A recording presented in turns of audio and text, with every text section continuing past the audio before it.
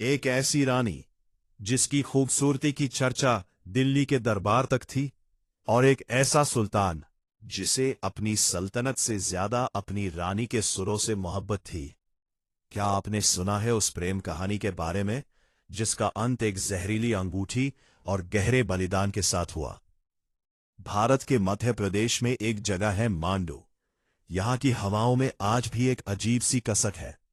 यहां के पत्थर बोलते नहीं, लेकिन अगर आप ध्यान से सुने तो आपको पायल की झनकार और एक सुल्तान की तड़प सुनाई देगी। ये कहानी शाहजहां और मुमताज जैसी नहीं है, क्योंकि यहां प्यार सिर्फ महलों में नहीं पला, बल्कि सुरों और मर्यादा की अग्नि में तपा है।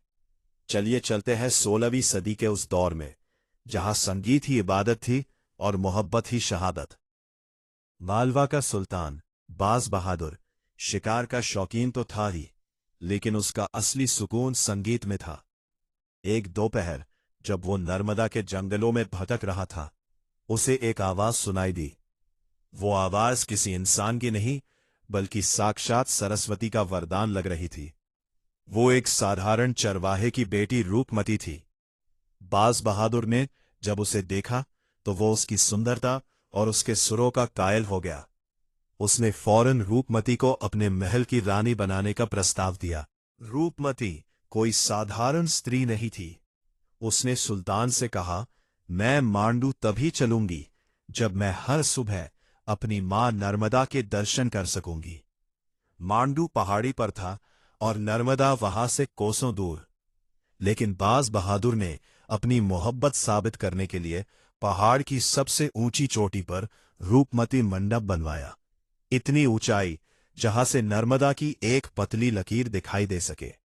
सुल्तान ने रानी के लिए रेवा कुंड भी बनवाया।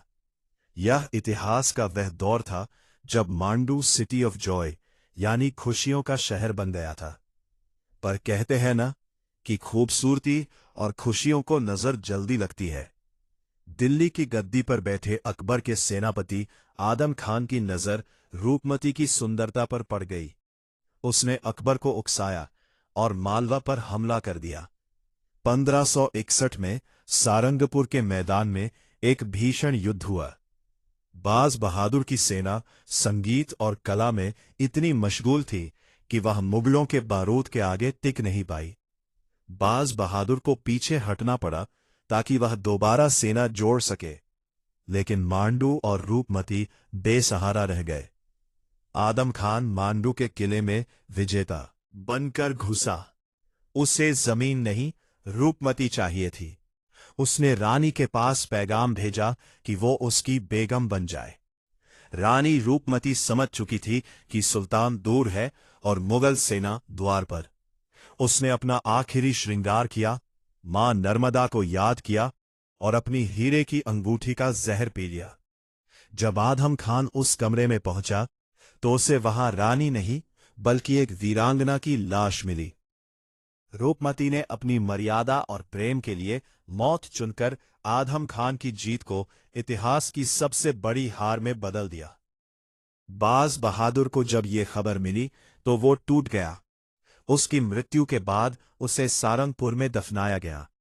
अकबर ने भी इस प्रेम की गहराई को सलाम किया और उनकी मजार पर लिखवाया, शहीद वफा। आज भी जब लोग मांडू जाते हैं तो रूपमती मंडप की खिड़की से नर्मदा को निहारते हुए उस अमर प्रेम को महसूस करते हैं। अगर आपको यह वीडियो पसंद आया हो तो वीडियो को लाइक करें और चैनल को सब्सक्राइब करें।